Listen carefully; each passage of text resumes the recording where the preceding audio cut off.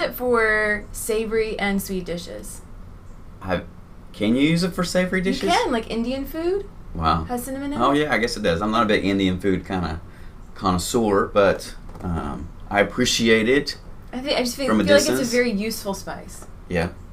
Cool. Mm-hmm. But that's our question today. If you were a spice, what would you be? So put that down in the comments. Tell us what spice you would be. Whatever it is. No, there's no shame here. Whatever your spice is, that's it. I have no idea what my spice would be. Oregano. Why? I don't know. I do use a lot of oregano. Yeah. Dried oregano in my food. I do like it very much. It grows really well. It's very hardy. It's hard to get rid of it. Yeah. That's true. I would say maybe my spice would be garlic. Like garlic powder. Garlic powder. Yeah. Why specifically powder? Because garlic is not really a spice until you make it into powder form. And then I don't even know if it's real. This. Yeah, I don't know if it's really even a spice then. Or... Yeah, it is. Yeah, because or turmeric kind of goes the same way. No, not turmeric. Yeah. No, it's turmeric. What's the Mexican spice?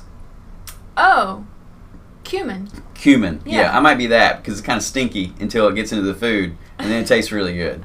So, I don't know. I'm just making stuff up here. But hey, everybody. Hope you are all doing well out there and hanging in. Woo! Crazy days, but hope you are making it. Mm-hmm. Yeah, so this morning, every week we kind of come to you and talk a little devotional here for a few minutes. Grab your coffee, have a little devotional.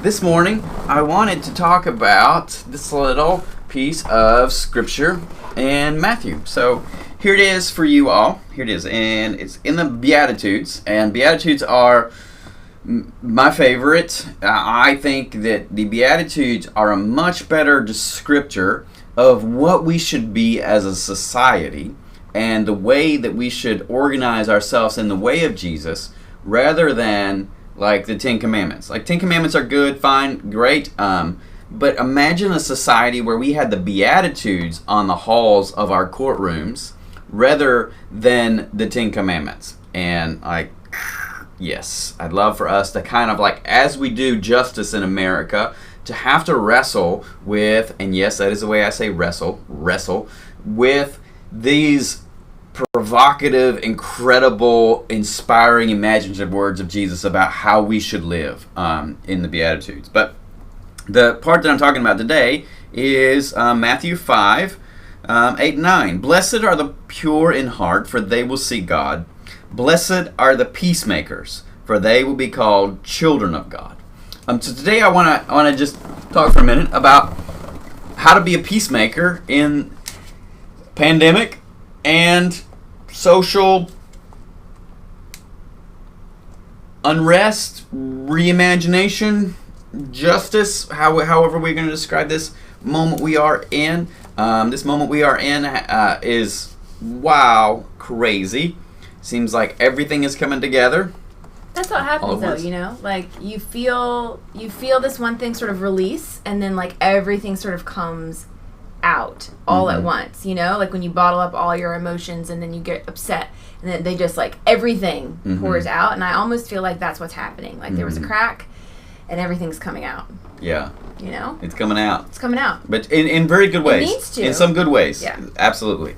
Pandemic is not good in any way. But I think like what we're seeing in terms of pushing back against some policies that have been destroying black and brown communities for a long time, it's very positive and good. Because we aren't as distracted anymore by our day-to-day lives and by, consumerism in general and all those things that we were filling our days with, so that we really didn't feel like we had time to think about, all the injustice and the inequality that we see. It's just here, and we have to sit with it. And so I think in some ways that it has been like, there's probably been so much growth. It's just really hard. Yeah, absolutely. So how do we live as peacemakers in this moment? We've talked about this before, about peace, and lots of times we get this sort of like understanding of peace as a passive. a passive situation. A lack of conflict. An absence of conflict, an absence of war, an absence of chaos. And which it is that. That is a descriptor of peace. But Jesus here says, blessed are the peacemakers. So there is nothing passive about that. That is an aggressive, active term, a peacemaker. So, like, when I say peace, what do you, being a peacemaker, what do you think of? What do you think of that process? What does it take to be a peacemaker? What do you think of peace in a less passive way, in a more active sense? I think it has to have a restorative quality, because whenever there is unrest, there's something that is broken. And I think you can't just not be in an active state of, you can't just like ignore the unrest. That's not peace. It will come back. And so I think that like you actually have to get to the root of the problem. You actually have to restore whatever was broken, whatever relationship was broken, whatever injustice happened. You have to fix that. You have to rebuild it. So I feel like peace is something that can only happen when it's not always a two-sided thing, but when both sides have reached a place of equality and justice. So it's a lot of work.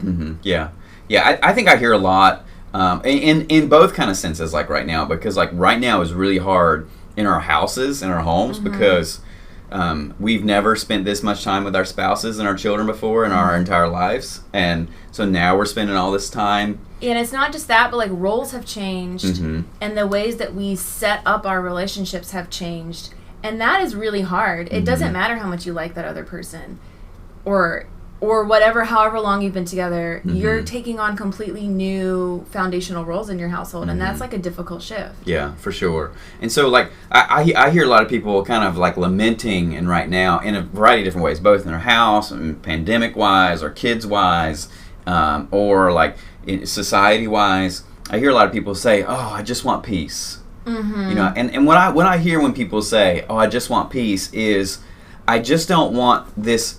I don't want the way things are right now. Yeah. I want to feel better. Yeah. And so when I think people say I want peace, it's like I want to feel better. And I don't know about everybody, but I kind of get this sense of like when people say I want peace, is they want something to happen to them. Like they want it to happen to them or they want the difficulty to just go away. Yeah. Without any work on their part. But like being a peacemaker, if we want peace, we're going to have to make that peace. And that's an active term. We're going to have to make an investment. We're going to have to work at it. We're going to have to diligently dig the ground in order that we can build a place of peace. And I think we have to have goals in mind. You know, we can't just, peace is not just this like thing that happens.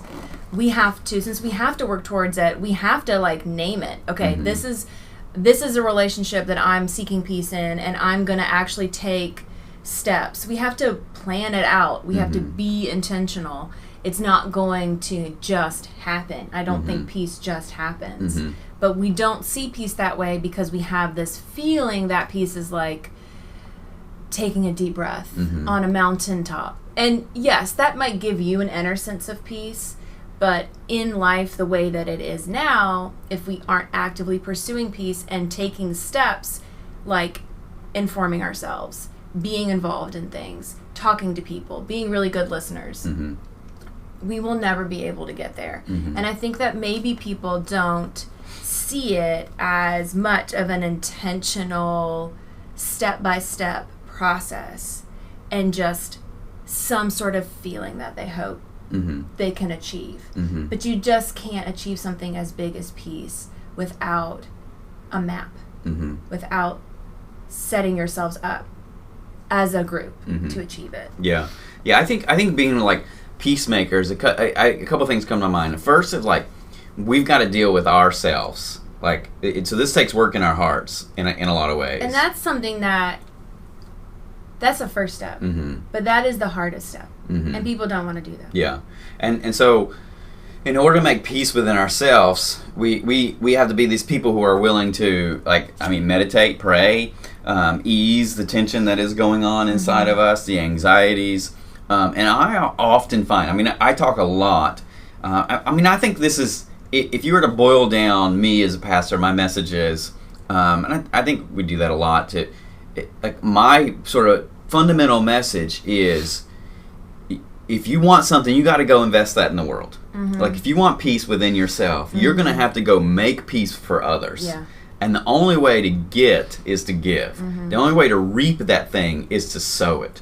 And so, like when we sow peace in other people, when we help to create a system of peace in our houses, like in our relationships with our children, our spouses, our partners, whatever it is, when we make that hard work of being like, I'm going to be the peacemaker here. I'm going to be the one to sow, to help, to establish the space where there can be peace. Then that does two things. I think it helps create peace. It gives the other person the space to be at peace, and it also helps us to be at peace. Yeah. I think in some ways we have to become anchors of peace for those around us. So like we are people that live into the characteristics of somebody who is seeking peace, and in that we sort of help align the people around us to be that. But if we are reactive and self-seeking, and I think you can be a self-seeking individual but seeking peace, but you're mm-hmm. only seeking it for you. Yeah. That's good. Because mm-hmm. you're seeking a feeling. Mm-hmm. And so you can be a person that is avoidant of conflict and the hard work,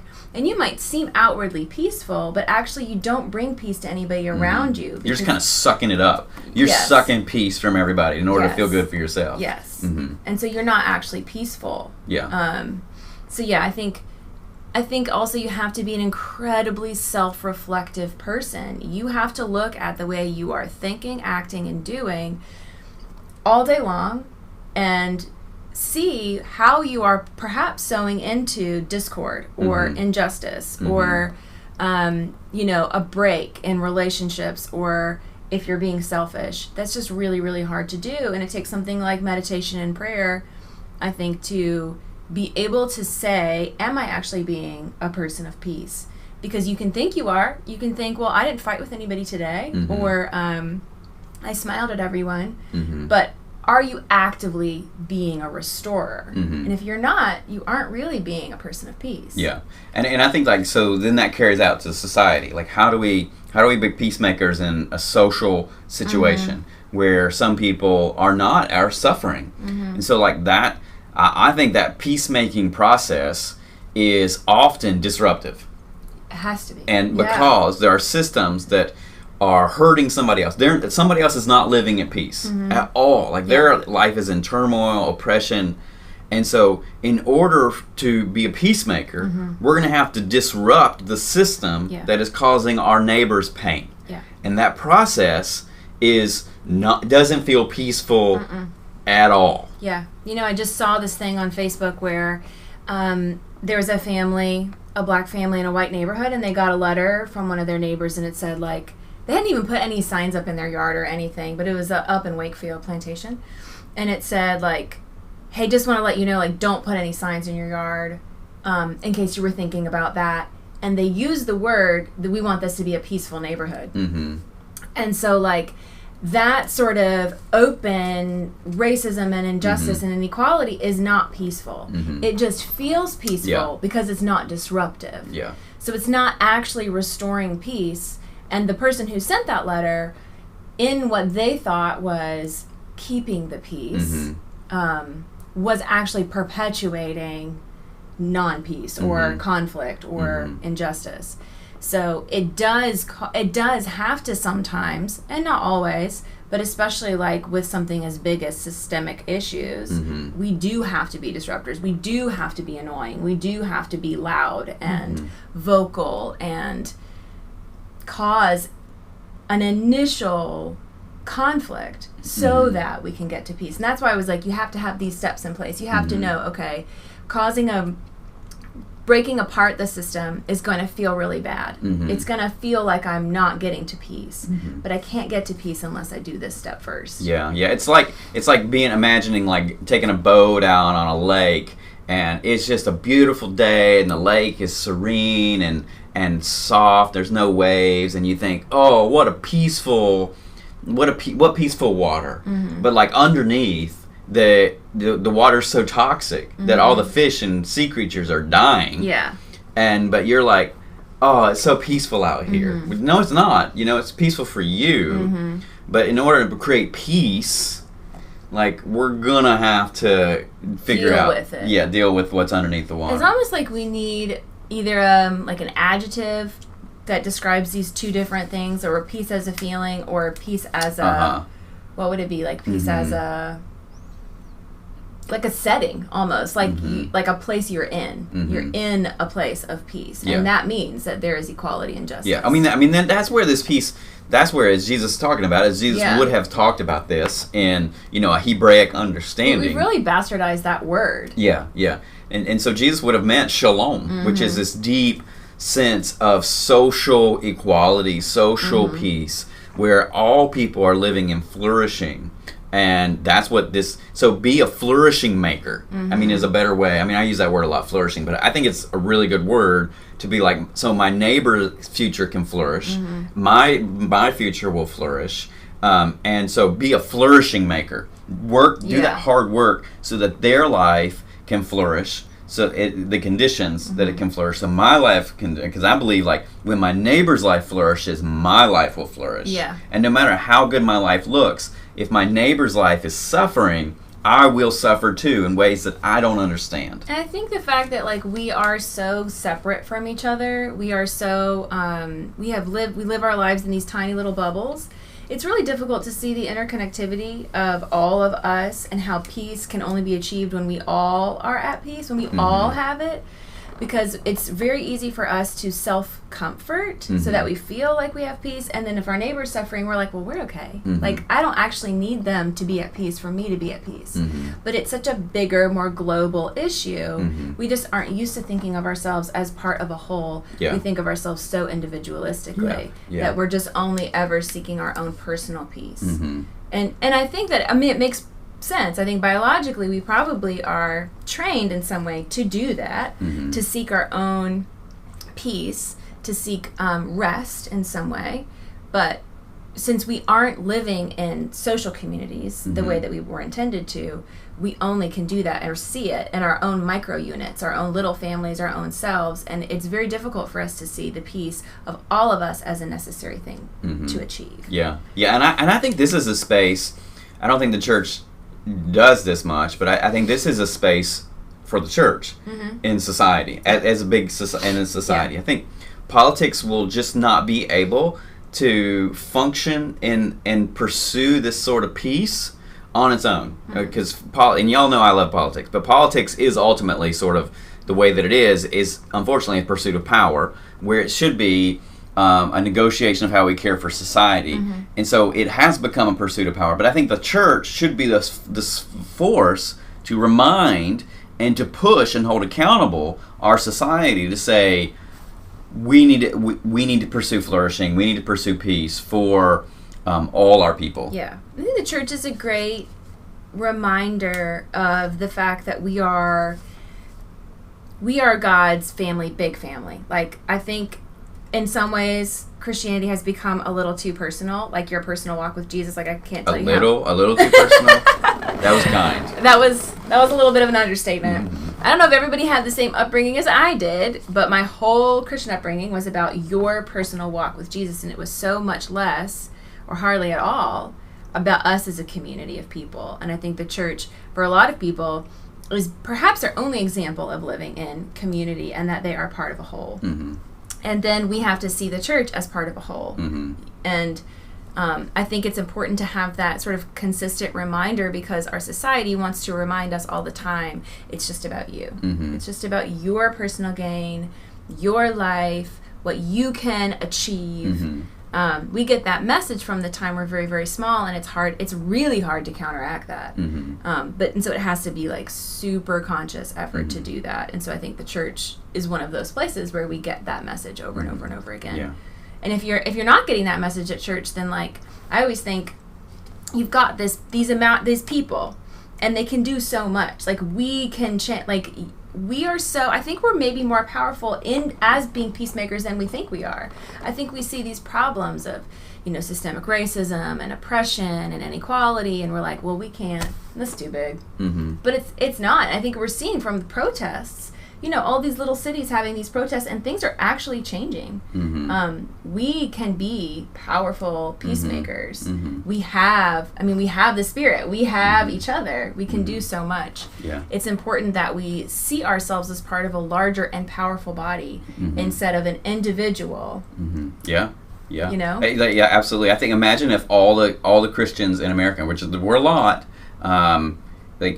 did the same thing. When we were at war, back a while ago, I suggested that all the Christians in America withhold their taxes until we get out of war. Mm-hmm. And imagine that. What a statement. If millions and millions of Christians, they can't arrest us all. Yeah. They can't pursue us all. We all did that and said we're not paying taxes until we get out of this war. Mm-hmm.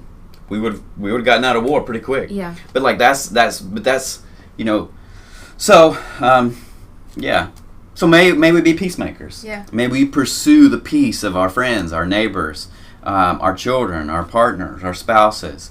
May we do that hard work. I love St. Francis's prayer, and you know this pretty well. I do. Right. And you want me to recite it? Yeah. Recite it. I'll try it. Lord, make me an instrument of your peace. Where there is hatred, let me sow love. Where there is injury, pardon. Where there is doubt, hope. Where there is despair, faith.